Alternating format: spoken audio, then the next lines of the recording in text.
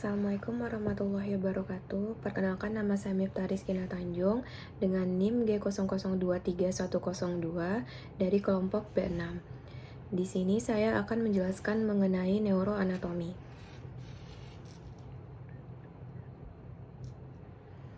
Yang pertama adalah Brodmann area. Nah, di sini dari area di cerebri kita, yang pertama yang untuk 321 itu adalah area sensorik primer. Kemudian untuk yang nomor 4, yang ini yang kuning, 4 itu adalah area motorik primer. Motorik primer itu untuk mengontrol gerakan volunteer wajah dan ekstremitas berkaitan dengan traktus piramidalis. Lesi di area motorik primer ini disebut dengan paresis. Kemudian yang untuk nomor 6 itu dia adalah area motorik sekunder. Area motorik sekunder itu dia untuk mengendalikan gerakan volunteer berkaitan dengan traktus ekstrapiramidalis. Lesi di area motorik sekunder itu atau di area Brodmann nomor 6 itu disebut dengan apraksia. Kemudian untuk nomor 43 itu adalah area gustatorik. Area gustatorik itu adalah untuk mengenali rasa melalui indera pengecapan. Lalu untuk nomor 44 dan 45 itu adalah area bicara motorik atau area Broca. Area bicara motorik itu dia untuk mengontrol aspek bicara motorik. Kemudian ada nomor 39, 40, dan 22 itu adalah area bicara sensorik atau area Wernicke. Area bicara sensorik itu untuk pengolahan pemahaman dan interpretasi bahasa baik secara lisan maupun tulisan. Contoh lesi pada area Broca tadi itu adalah dia itu dapat menyebabkan seseorang dapat memahami isi pembicaraan namun tidak dapat memberikan respon, disebut dengan afasia motorik. Lalu sedangkan pada untuk area nomor 39, 40, dan 22 atau area Wernicke itu contoh lesinya itu dia tuh menyebabkan seseorang tidak dapat memahami isi pembicaraan, namun dia dapat berbicara sehingga responnya tidak selaras dengan pembicaraan. Lalu ada yang nomor 41 dan 42 itu disebut dengan area auditori primer. Area auditori primer itu merupakan kemampuan untuk menerima rangsang suara. Bila lesi itu dia terjadi penurunan kemampuan pendengaran. Kemudian yang di nomor 22 dia ada area auditori sekunder. Area auditori sekunder itu dia merupakan area interpretasi dan asosiasi pendengaran. Bila lesi disebut dengan afasia Wernicke atau afasia sensorik. Kemudian nomor 17 itu adalah area visual primer. Area visual primer itu kemampuan menerima rangsang cahaya seperti melihat. Bila lesi terdapat heminopsia. Kemudian ada 18 dan 19 itu merupakan area visual sekunder. Persepsi visual kompleks seperti warna, gerak, arah objek. Bila lesi dapat muncul buta warna atau agnosia visual, yaitu dapat melihat namun tidak dapat mengenali benda.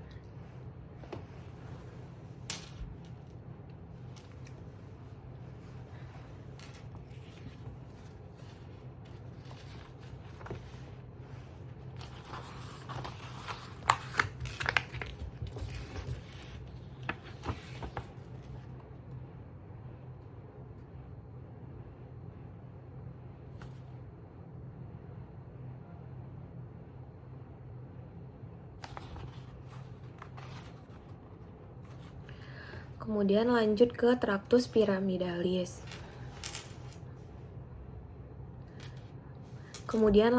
traktus piramidalis. Nah, traktus piramidalis itu dia berasal dari sel-sel yang membentuk piramid yang disebut dengan sel-sel Betz yang terletak pada lapisan kelima korteks cerebri daerah gyrus presentralis lobus frontalis. Daerah ini penata neuron-neuron terjadi secara somatotopik yang membedakan urutannya dari posterior ke anterior pada gerakan tungkai, terang, lengan, dan wajah. Kemudian dia merupakan jaras dari area motorik primer dan sekunder. area 4 dan 6 Brodmann yang berjalan menuju medula spinalis dan berakhir di cornu anterior medula spinalis efferent saat melewati decussatio pyramidalis. Terdapat serabut yang menyilang ke arah kontralateral. Yang menyilang disebut dengan tractus corticospinalis lateralis, sedangkan yang tidak menyilang itu dia disebut dengan tractus corticospinalis anterior.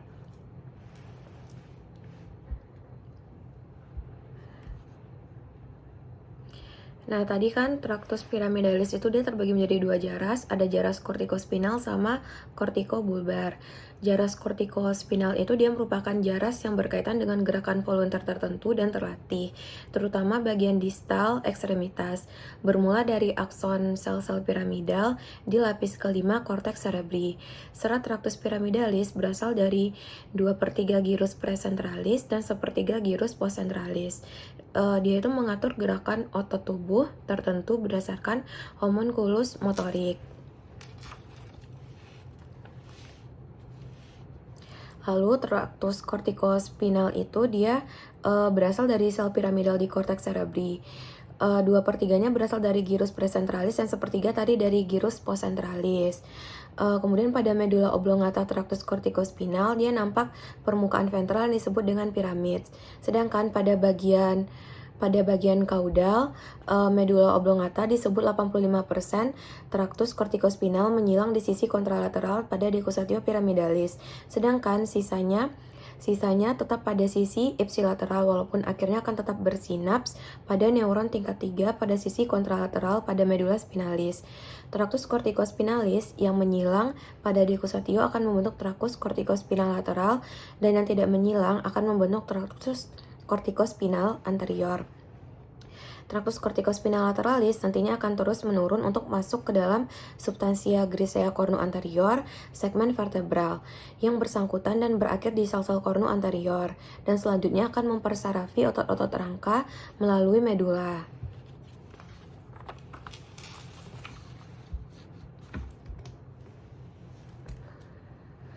Nah, di sini adalah jaras dari kortikospinal tadi. Yang pertama, dia meninggalkan korteks motorik, lalu bergabung di substansia alba cerebri di corona radiata, lalu masuk ke posterior capsula interna, kemudian memasuki central pedunculus cerebri di crus cerebri, lalu ke pons, kemudian ke basal medula bagian anterior membentuk penonjolan kecil disebut dengan tractus piramid. Lalu di kaudal medulanya ada decussatio pyramidium.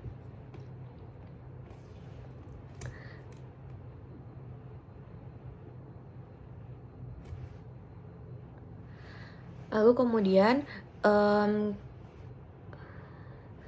ini untuk jaras kortikobulbarnya. Jaras kortikobulbar dia yang pertama meninggalkan korteks motorik, lalu bergabung di substansia alba cerebri corona radiatanya, lalu ke posterior capsula interna, kemudian meninggalkan tractus pyramidalis, lalu memasuki central pedunculus cerebri di bagian crus cerebri, kemudian ke pons, lalu serabut ini berputar sehingga jaras kortikobulbar berada di dorsal, kemudian berakhir di nuklei motor nervi cranialis setinggi medula oblongata. Lalu di sini ada tractus extrapyramidalis. Tractus extrapyramidalis itu merupakan sistem ekstrapiramidal yang merupakan jaringan saraf yang terdapat pada otak bagian sistem motorik yang mempengaruhi koordinasi dari gerakan. Letak dari ekstrapiramidal adalah terutama di formasio reticularis dari pons dan medula, dan di target saraf di medula spinalis yang mengatur refleks, gerakan-gerakan yang kompleks, dan kontrol postur tubuh. Lalu, jalar tractus extrapyramidalis itu merupakan jalur melingkar karena inti-inti pada tractus extrapyramidalis tidak terkumpul pada suatu daerah, melainkan dia itu terpencar di beberapa daerah. Selain itu, sebelum impuls disampaikan terakhir pada motor neuron, maka impuls tersebut diolah oleh masing-masing inti sehingga semuanya saling mempengaruhi timbal balik. Gerakan tangkas yang dilakukan atas peran tractus pyramidalis tidak mungkin bisa terwujud dengan lancar tanpa adanya tractus extrapyramidalis yang ikut bekerja sama. Jadi fungsi dari tractus extrapyramidalis itu adalah sebagai sistem pengontrolan dan berperan penting dalam menentukan besar kecilnya impuls yang dihasilkan. sehingga kita dapat menentukan apakah mau mengambil cangkir yang berjarak 20 cm ataupun 1 meter.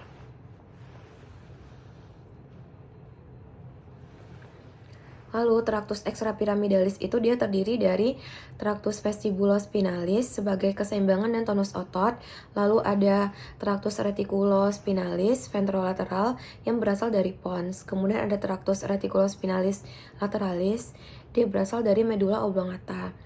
Kemudian ada traktus tectospinalis berasal dari mesencephalon menuju medula spinalis. Nah, di sini ada tadi traktus rubrospinalis, lalu vestibulospinalis, dan di sini ada traktus reticulospinalis dan traktus tectospinalis.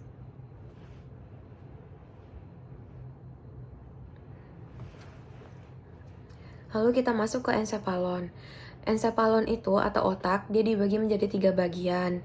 Awal mulanya itu pertama dibagi menjadi 3, itu ada prosencephalon, mesencephalon, dan rhombencephalon. Prosencephalon itu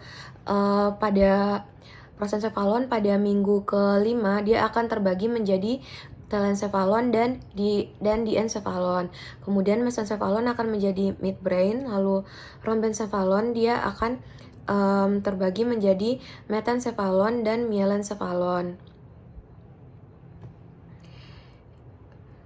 Di sini kita bisa melihat di sini ada hipotalamus, lalu ada talamus cerebrum. Yang bagian warna abu-abu ini adalah yang asal mulanya dari telencephalon. Lalu ini ada hipotalamus yang dari diencephalon. Kemudian kalau yang warna hijau yang dia berasal dari mesencephalon. Kemudian ini cerebellum, dia berasal dari metencephalon dan pons. Lalu di sini ada medula oblongata dan juga medula spinalis.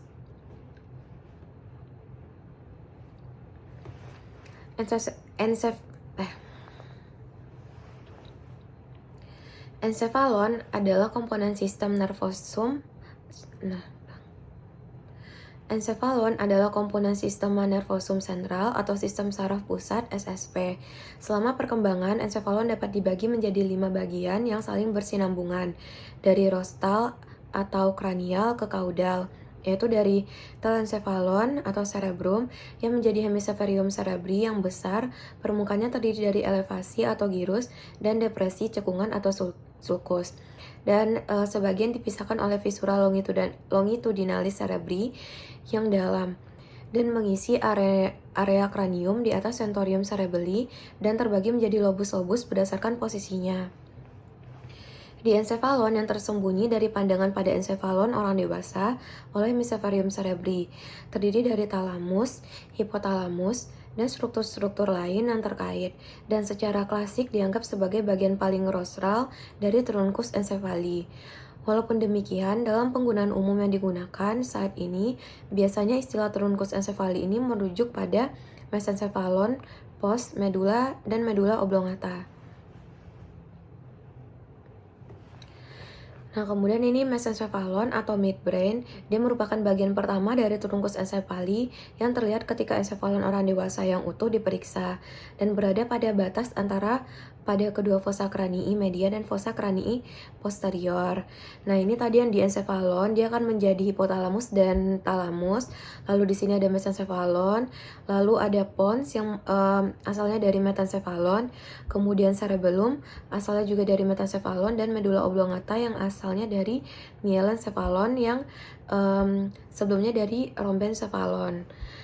Kita masuk ke metencephalon. Metencephalon yang menjadi cerebellum terdiri dari 2 hemisferium di lateral dan 1 bagian 3 garis tengah pada fossa cranii posterior di bawah tentorium cerebelli, dan pons anterior dari cerebellum bagian menonjol truncus encephali pada bagian paling anterior fossa cranii posterior berhadapan dengan sulcus dari dorsum cellae. Lalu mielencephalon atau medula oblongata, dia bagian paling kaudal truncus encephali yang berakhir pada foramen magnum atau radius paling superior dari nervus cervicalis 1 dan padanya melekat nervus cranialis 6 sampai 9 sampai 12.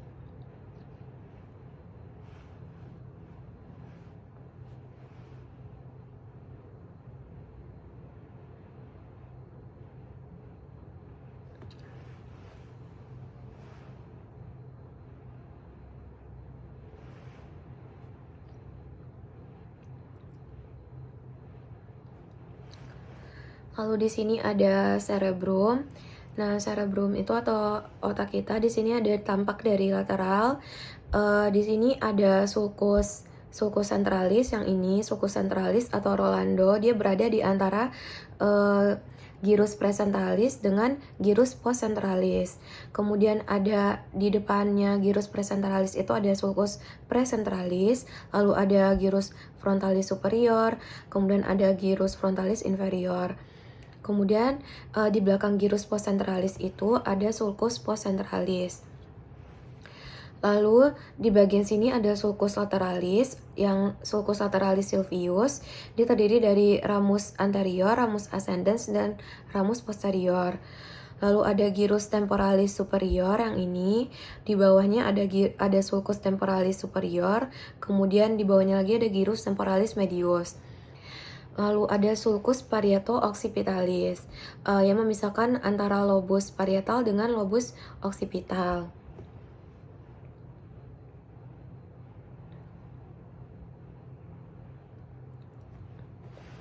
Lalu kita masuk ke medula spinalis. Medula spinalis adalah bagian dari SSP yang terdapat di canalis vertebralis. Dia berbentuk silinder panjang, lanjutan medula oblongata dan membentang ke canalis vertebralis, berakhir setinggi di antara diskus intervertebralis VL1 sampai 2, lebarnya 6 sampai 12 mm, panjangnya 42 cm pada wanita dan 45 cm pada laki-laki. Berat totalnya kurang lebih 2% dari SSP, kemudian menginervasi area motorik dan sensorik seluruh tubuh kecuali area yang diinervasi nervus cranialis. Fungsi dari medula spinalis itu dialah menerima informasi dari tubuh dan mentransmisikan ke otak, lalu memberikan inervasi motorik struktur somatik dan visceral yang dikontrol oleh otak, lalu sebagai pusat refleks. Nah, medula spinalis dia ada struktur eksterna dan struktur interna. Untuk struktur eksternanya, dia ada visura mediana anterior, terdiri dari sulcus mediana posterior dan sulcus anterolateralis, yaitu tempat keluarnya radix anterior atau radix efferent atau radix motorik. Lalu ada sulcus postolateralis. Sulcus postolateralis itu dia tempat keluarnya radix posterior atau radix afferent atau radix sensorik. Kemudian ada struktur interna medula spinalis, terdiri dari substansia alba, warnanya putih karena isinya adalah serabut saraf yang terselubung oleh mielin.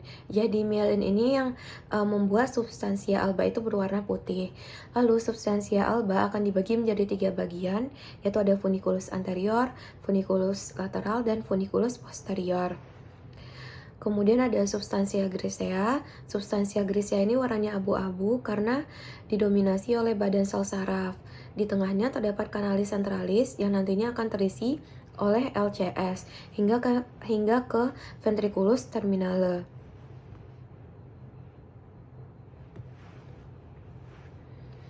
Lalu medula spinalis itu segmennya terdiri dari cervicalis. Cervicalis itu ada 8 buah, yaitu dari C1 sampai C8.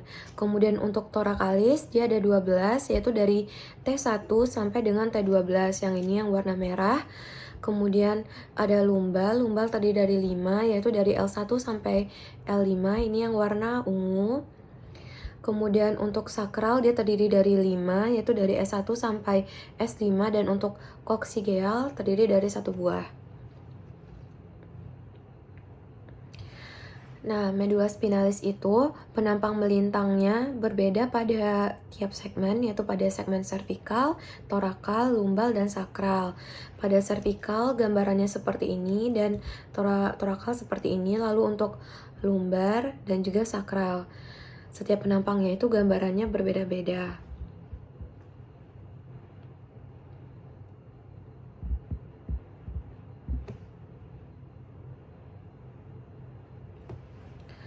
Lalu kita masuk ke nervus cranialis. Nah, di sini ada nervus cranialis dan tempat keluarnya. Yang pertama itu ada dari ini yang Yang ini lamina criprosa. Lamina criprosa itu nanti sebagai tempat keluarnya dari nervus olfactorius atau nervus 1. Kemudian di sini ada canalis opticus. Canalis opticus itu sebagai tempat keluarnya dari nervus opticus. Lalu ada visura orbitalis superior, dia di bawah canalis opticus. Di bawah canalis opticus ini yang di tengah, lubang di tengah ini itu adalah visura orbitalis superior. Itu merupakan tempat keluar dari nervus 3 atau nervus oculomotorius, nervus 4 trochlearis, kemudian nervus 6 ophthalmicus dan nervus abducens. Lalu ada foramen rotundum di bawah dari visura orbitalis superior tadi. Foramen rotundum itu tempat keluarnya dari nervus maxillaris atau nervus 5 cabang 2. Kemudian ada foramen ovale yang ini. Foramen ovale ini merupakan tempat keluar dari nervus mandibularis atau nervus 5 cabang 3. Kemudian ada meatus austicus internus. Meatus austicus internus itu dia tempat keluar dari nervus facialis atau nervus 7 dan juga nervus 8 atau nervus vestibulocochlearis. Lalu ada foramen jugulare. Foramen jugulare yang ini, foramen jugulare ini dia tempat keluar dari nervus 9 atau nervus glossopharyngeus, nervus vagus dan nervus accessorius. Lalu untuk nervus hipoglossus sendiri dia keluar dari canalis condylaris tapi selalu tidak ditemukan, bisa juga dari canalis hipoglossi.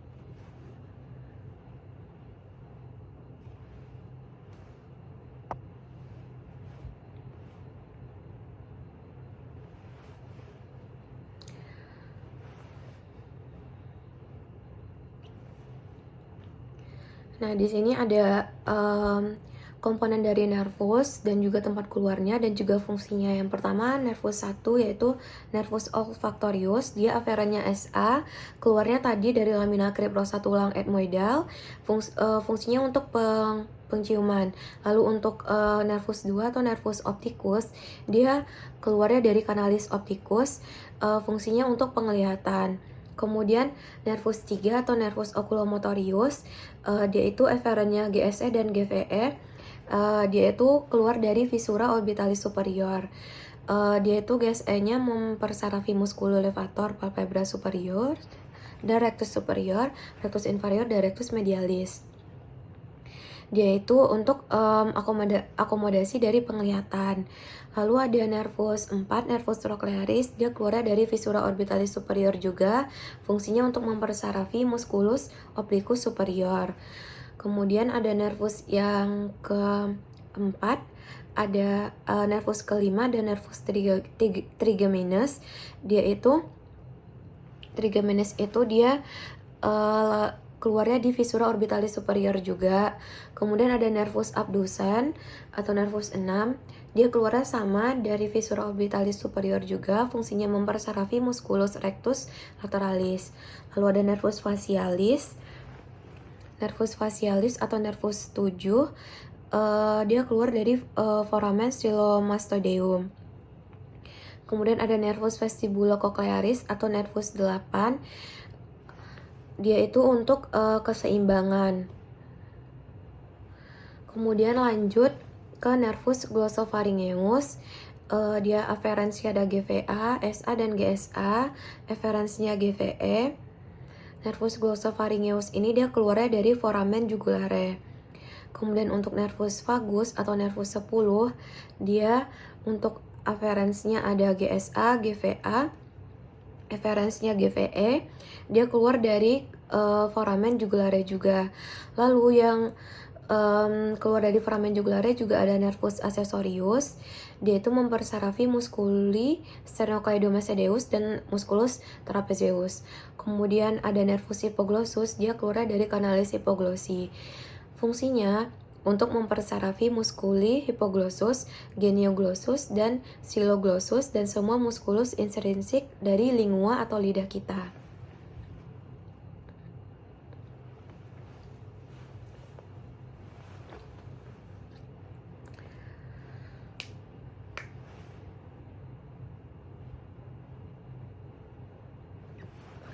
Kemudian kita masuk ke Circulus arteriosus Willisi. Circulus ini merupakan yang memvaskularisasi dari otak kita.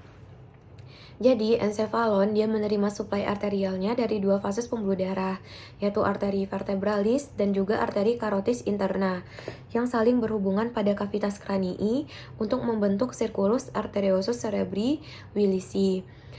Hubungan anastomosis itu dibentuk oleh satu arteri communicans anterior, yaitu yang ini yang di tengah, yang di tengah ini adalah arteri communicans anterior yang menghubungkan tadi dari arteri cerebri anterior dan juga yang dextra dan arteri cerebri anterior yang sinistra.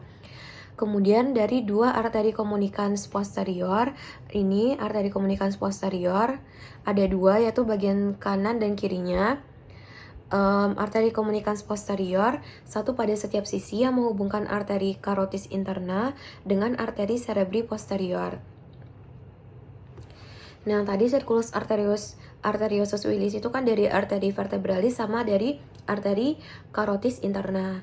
Nah, untuk arteri vertebralisnya, dia dari arteria vertebralis dextra dan sinistra itu akan keluar dari bagian pertama tiap sisi arteri subclavia pada bagian inferior regio cervicalis dan melintas ke arah superior melalui foramen transversum 6 dari vertebrae cervicalis paling superior.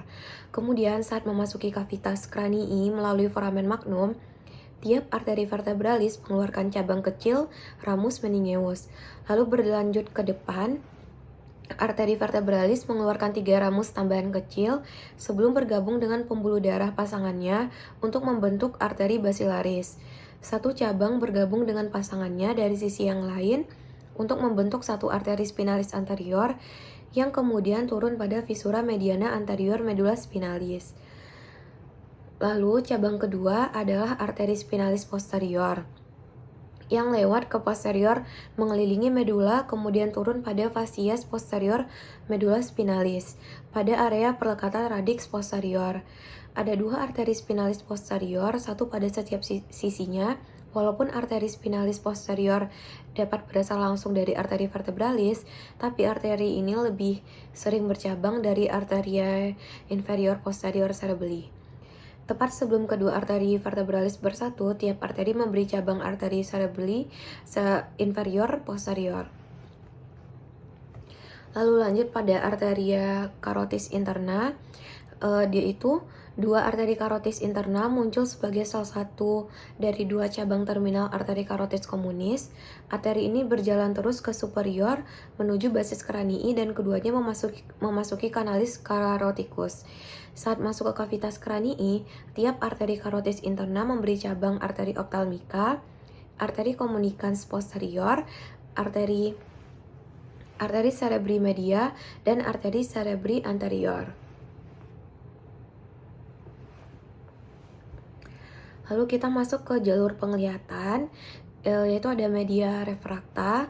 Jadi bola mata memiliki 4 media refrakta, yaitu media yang dapat membiaskan cahaya yang masuk ke mata. Media refrakta mata terdiri dari kornea, aqueous humor, lensa, dan vitreous humor. Agar bayangannya dapat jatuh tepat di retina, cahaya yang masuk harus mengalami refraksi melalui media-media tersebut. Media refrakta itu terbagi menjadi 4, ada kornea, aqueous humor, lensa, dan vitreous humor. Kornea, ini untuk gambaran kornea ini yang paling luar. Kornea, dia lanjutan dari sklera di anterior, adalah kornea yang transparan. Kornea menutupi 1/6 dari permukaan anterior bulbus oculi dan transparan memungkinkan cahaya masuk ke dalam bulbus oculi. Kemudian ada aqueous humor, ini aqueous humor di bawah dari si kornea tadi. Jadi aqueous humor itu udah diproduksi oleh badan siliar setelah memasuki bilik mata belakang. Aqueous humor melalui pupil dan masuk ke bilik mata depan, kemudian ke perifer menuju sudut bilik mata depan. Lalu yang ketiga ada lensa. Ini lensa. Lensa itu dia memisahkan 1/5 anterior bulbus oculi dari 4/5 bagian posterior.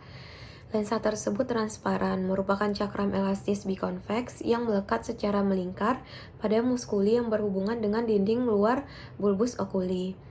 Pelekatan lateral ini menyebabkan lensa mampu mengubah kemampuan refraksinya dalam mempertahankan ketajaman penglihatan.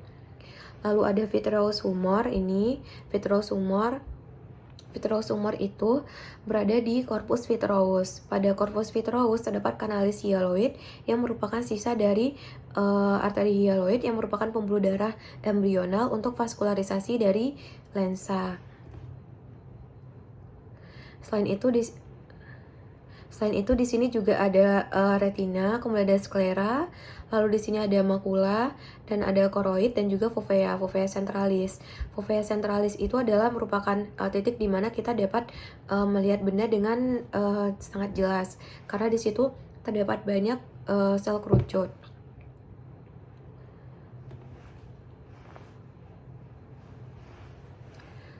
Lalu, mata itu dianggap sebagai kamera di mana sistem refraksinya menghasilkan bayangan kecil dan terbalik di retina.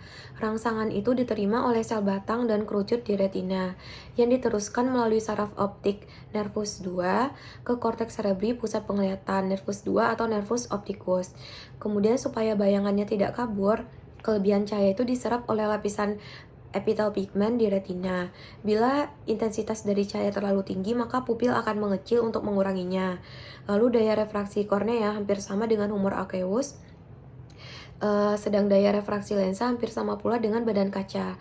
Lalu sinar yang sejajar yang datang di mata akan dibiaskan tepat di fovea centralis tadi dari retina. Fovea centralis merupakan posterior principal focus dari sistem refraksi mata ini, di mana cahaya yang datang sejajar setelah melalui sistem refraksi ini bertemu. Mata mempunyai kemampuan untuk memfokuskan benda dekat melalui proses yang disebut dengan akomodasi. Penelitian tentang bayangan Purkinje yang merupakan pencerminan dari berbagai permukaan optis di mata telah memperlihatkan bahwa akomodasi terjadi akibat perubahan di lensa kristalina. Kontraksi otot siliaris menyebabkan penebalan dan peningkatan kelengkungan lensa, mungkin akibat relaksasi dari kapsul lensa. Lalu kita masuk ke bagian otot mata. Di sini ada otot mata ekstrinsik. Kita bisa lihat di sini ada musculus obliquus superior, ada musculus levator palpebrae superior, fungsinya untuk levator atau mengangkat palpebra superior. Lalu ada musculus rectus superior, musculus rectus medialis. Lalu di sini ada musculus rectus lateralis. Kemudian ada musculus obliquus yang inferior. Yang di bawah sini ada musculus rectus inferior juga.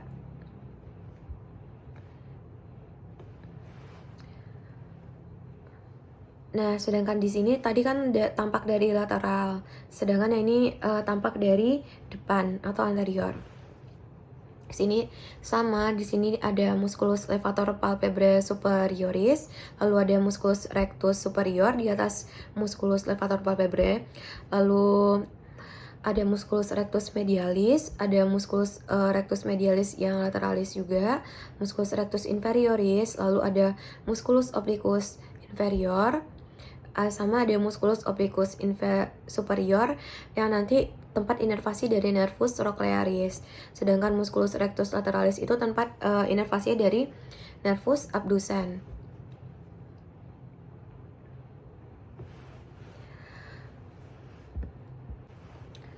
Lalu lanjut, di sini tadi ada kan musculus levator palpebrae superioris, ini yang paling atas. Dia itu berfungsi untuk mengangkat palpebra superior dan merupakan musculus yang paling superior pada orbita. Lalu ada musculi recti superior dan inferior. Dia itu mempunyai kerja yang kompleks karena apex orbita tempat muskuli tersebut berorigo, terletak di medial dari sumbu pusat bulbus oculi saat melihat langsung ke depan. Lalu ada musculi obliquus. Musculi obliquus itu ada yang superior dan inferior. Ini yang superior dan ini yang inferior yang di bawahnya. Musculi obliquus itu pada bagian superior dan inferior orbita. Dia tidak berasal dari annulus tendineus communis. Dia membentuk sudut saat mendekat ke bulbus oculi. Dan tidak seperti musculi recti, musculi ini melekat pada separuh bagian posterior dari bulbus oculi.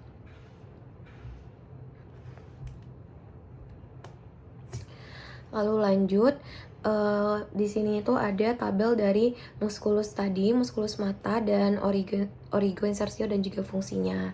Jadi tadi ada musculus levator palpebrae superioris, origonya di ala minor tulang sphenoidal, di anterior dari canalis opticus, insersionya pada facies anterior lamina tarsalis, lalu inervasinya dari nervus oculomotorius atau nervus 3, fungsinya untuk elevasi dari palpebra superior. Lalu untuk rectus superior, dia origonya bagian superior annulus tendineus communis, insersionya pada separuh anterior bulbus oculi bagian superior.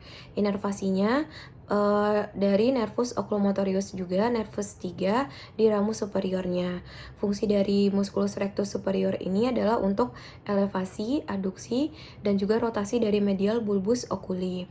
Kemudian ada musculus rectus inferior, origonya di bagian inferior annulus tendineus communis, insersionya pada separuh anterior bulbus oculi bagian inferior.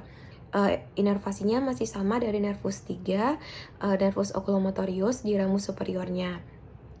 Fungsi dari musculus rectus inferior ini dia untuk depresi, aduksi, rotasi, dan lateral dari bulbus oculi. Lalu masuk ke musculus rectus medialis. Musculus rectus medialis itu origonya pada bagian medialis annulus tendineus communis dan insersionya pada separuh anterior bulbus oculi bagian medial. Inervasinya sama dari nervus 3 dan fungsinya untuk adduksi dari bulbus oculi. Kemudian masuk ke musculus rectus lateralis. Musculus rectus lateralis itu origonya pada bagian lateral annulus tendineus communis. Insersionya pada separuh anterior bulbus oculi bagian lateral. Inervasinya dari nervus abducens dan fungsinya untuk abduksi dari bulbus oculi. Kemudian ada musculus obliquus superior, origonya dari corpus sphenoidalis superior dan medial dari canalis opticus. Insersionya pada bagian luar kuadran bulbus oculi.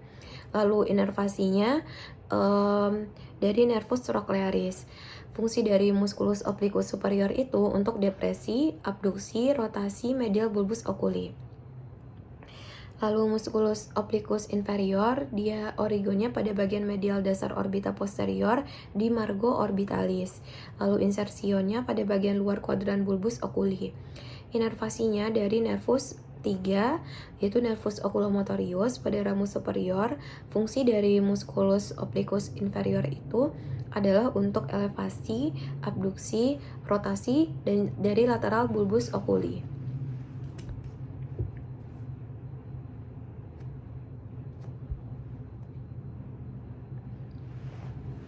Lalu kita masuk ke saraf simpatis dan parasimpatis.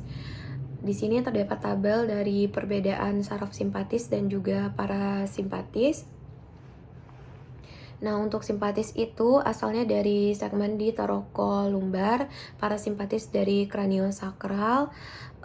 Lalu dia itu kalau simpatis dia short preganglionik dan postganglioniknya panjang. Sedangkan kalau parasimpatis preganglioniknya panjang, postganglioniknya pendek. Lalu kemudian di sini kita masuk ke saraf simpatis. Nah, saraf simpatis tadi seperti yang sudah saya jelaskan, dia berasal dari divisi thoracolumbar pada C8, T1 sampai 12 dan juga L1 sampai 3. Lalu neuron preganglionernya pendek, postganglionernya panjang. Sinaps di glandula paravertebrale atau glandula prevertebrale. Lalu distribusinya pada kulit, kelenjar keringat, musculus erector pili, jaringan adiposa, otot polos pembuluh darah. Lalu lokasi preganglioniknya pada cornu lateralis atau nucleus intermediolaterales, cornu lateralis medulla spinalis atau NIL-CLMS, segmen medulla spinalis segmen T1 sampai L2 thoracolumbar. Kemudian menuju ke ganglia truncus sympathicus atau ganglion prevertebralis. Lalu neurotransmitter pada saraf simpatis itu, neuron preganglioniknya melepaskan ACH atau asetilkolin, sedangkan neuron postganglioniknya melepaskan norepinefrin atau NE. Efek yang ditimbulkan dari saraf simpatis itu adalah efek fight or flight. Lalu untuk sistem saraf parasimpatis, dia itu disebut juga divisi kraniosakral. Dia mempunyai neuron preganglioner yang panjang membentang hingga dekat organ yang diinervasi dan neuron postganglionernya yang pendek.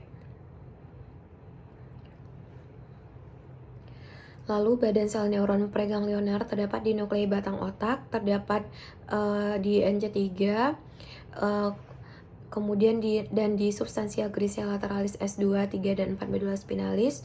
Lalu neuron postganglionernya terdapat di ganglia terminalis yang terdapat di dekat atau dinding organ yang dinervasinya.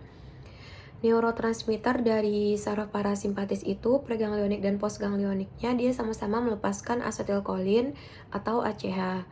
Lalu efek yang diberikan adalah efek rest and digest.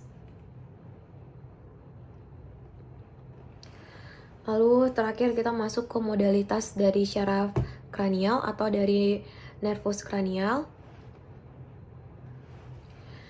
Jadi setiap saraf kranial itu dapat digambarkan sebagai saraf sensorik, motorik, ataupun keduanya. Mereka dapat mengirimkan 7 jenis informasi secara lebih spesifik, 3 unit untuk saraf kranial, SSA, SVA, dan SVE.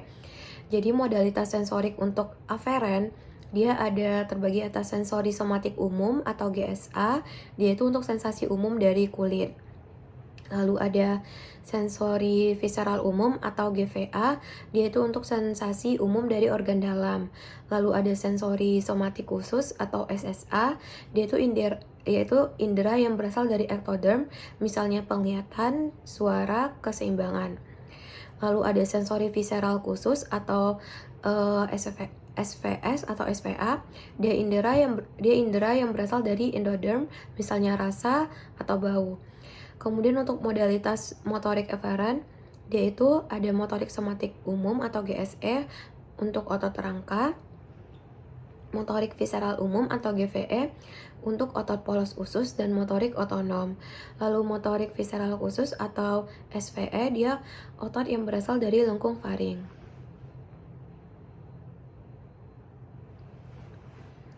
Nah, di sini ada tabel dari komponen-komponen fungsional dari nervus cranialis. Tadi itu ada GSA atau afferent somatic umum atau general somatic afferent atau singkatannya GSA. Fungsi umumnya itu untuk persepsi dari raba, nyeri, dan suhu.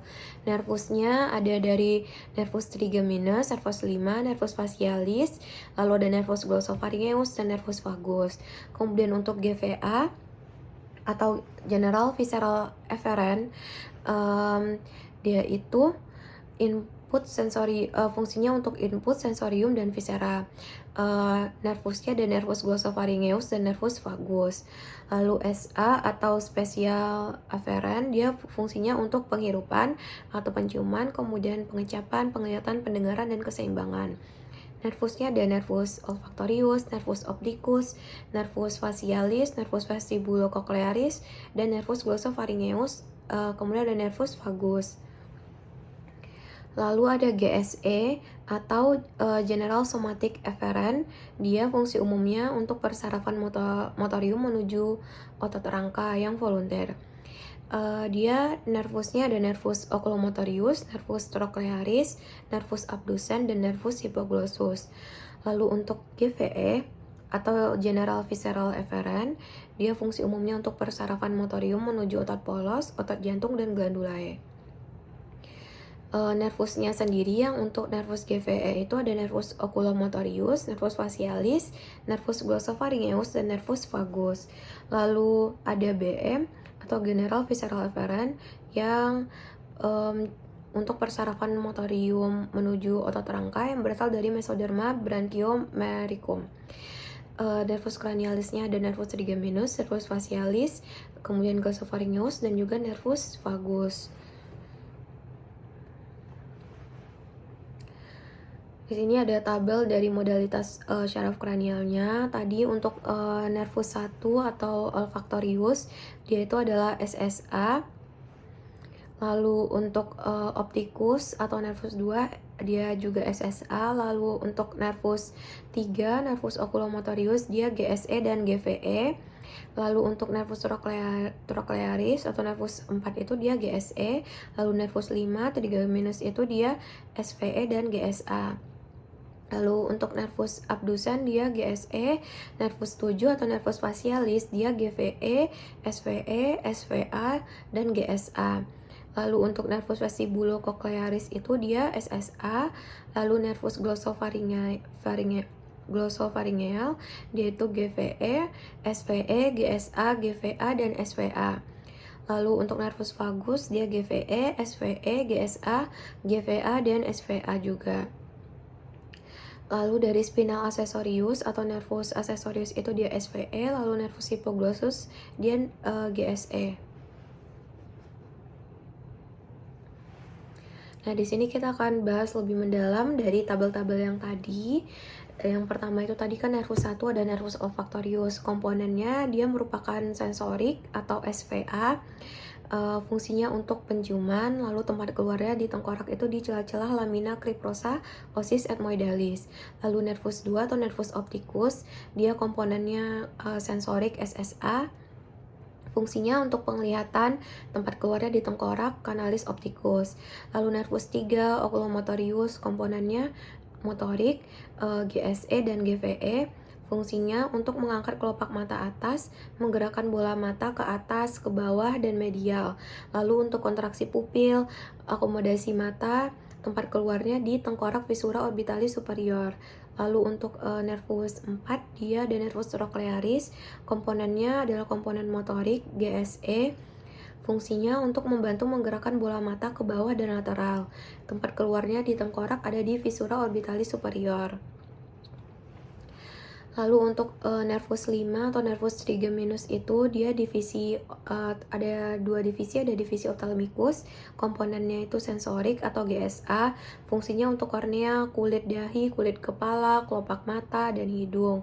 Juga membran mukosa sinus paranasal dan rongga hidung, tempat keluarnya di tengkorak, yaitu di visura orbitalis superior. Divisi maxillaris, komponennya sensorik atau GSA, fungsinya kulit wajah di atas maksila, gigi, rahang atas, membran mukosa hidung, sinus, dan lempeng maksila. Tempat keluar di tengkoraknya yaitu di foramen rotundum. Lalu ada divisi mandibularis, komponen motorik dia adalah komponen motorik SVE dan sensorik GSA. Fungsi motoriknya otot-otot pengunyah, musculus myelodeideus dan musculus digastricus venter anterior, musculus tensor veli palatini, dan musculus tensor tympanicum. Sedangkan untuk fungsi sensoriknya ada di kulit pipi, kulit di atas mandibula dan sisi kepala, terus ada gigi rahang bawah dan artikulasio temporomandibularis. Kemudian membran mukosa mulut dan bagian anterior lidah, tempat keluar di tengkoraknya di foramen ovale. Lalu ada nervus abdusen, dia komponennya motorik GSE, fungsinya musculus rectus lateralis, menggerakkan mata ke lateral, tempat keluar di tengkoraknya ada di visura orbitalis superior. Lalu lanjut ke nervus 7 atau nervus facialis, dia komponen motoriknya SVE, sensoriknya SVA, dan sekretomatorik parasimpatisnya GVE. Fungsinya untuk fungsi motoriknya adalah otot-otot wajah dan kulit kepala, musculus tapedeus, musculus digasticus venter posterior, dan musculus styloideus. Lalu sensoriknya untuk pengecapan dari 2/3 bagian anterior lidah, dari dasar mulut dan palatum. Lalu sekretomotoriknya parasimpatis, kelenjar ludah, submandibular dan sublingual, kelenjar lacrimalis, dan kelenjar hidung dan palatum. Tempat keluar dari nervus facialis di nervus cranialis itu adalah di meatus austicus internus, canalis facialis, foramen stylomastoideus. Lalu masuk ke nervus 8 atau vestibulocochlearis. Vestibularnya komponennya sensorik SSA, fungsinya dari utriculus, sulculus, dan canalis semicircularis, posisi dan gerak kepala koklear. Lalu untuk komponen lalu untuk koklearnya komponen sensoriknya SSA, Fungsinya organ korti pendengaran, tempat keluarnya di meatus austicus internus. Lalu ada nervus glossopharyngeus. Nervus glossopharyngeus itu komponen motoriknya SVE, sekretomotoriknya parasimpatis GVE, dan sensoriknya GVA, SVA, GSA. Fungsi motorik untuk musculus stylopharyngeus membantu menelan, lalu sekretomotoriknya kelenjar parotis, lalu sensoriknya sensasi umum dan pengecap dari 2/3 bagian posterior lidah dan faring. Lalu sinus karotis, baroreseptor, dan corpus karotis, kemoreseptor. Lalu tempat keluar di tengkoraknya di foramen jugulare. Lalu ada nervus 10 atau nervus vagus, komponen motoriknya GVE dan SVE, sensoriknya GVA, SVA, dan GSA. Fungsinya jantung dan pembuluh darah besar di toraks, laring, trakea, bronkus, dan paru. Traktus alimentari dan faring ke flexura, splenikus, kolon. Lalu di hepar juga, di ginjal, dan juga di pankreas. Tempat keluar nervus vagus itu ada di foramen jugulare. Lalu ada nervus accessorius di radix cranialisnya, komponen motoriknya SVE, fungsinya untuk otot-otot palatumole kecuali pada musculus tensor veli palatini, faring kecuali pada musculus stylopharyngeus, dan laring kecuali pada musculus cricotiroidea. Di cabang-cabang nervus vagus. Lalu radix spinalisnya komponen motoriknya SVE, fungsinya untuk musculus sternocleidomastoideus dan musculus trapezeus. Lalu tempat keluarnya itu di foramen jugulare. Lalu yang terakhir ada nervus hipoglossus atau nervus 12. Komponen motoriknya ada di komponen motoriknya GSE, lalu fungsinya untuk otot-otot lidah kecuali musculus palatoglossus. Dia mengatur bentuk dan pergerakan lidah. Tempat keluarnya ada di kanalis hipoglossus. Baik, sekian presentasi dari saya. Mohon maaf apabila ada kesalahan. Terima kasih. Assalamualaikum warahmatullahi wabarakatuh.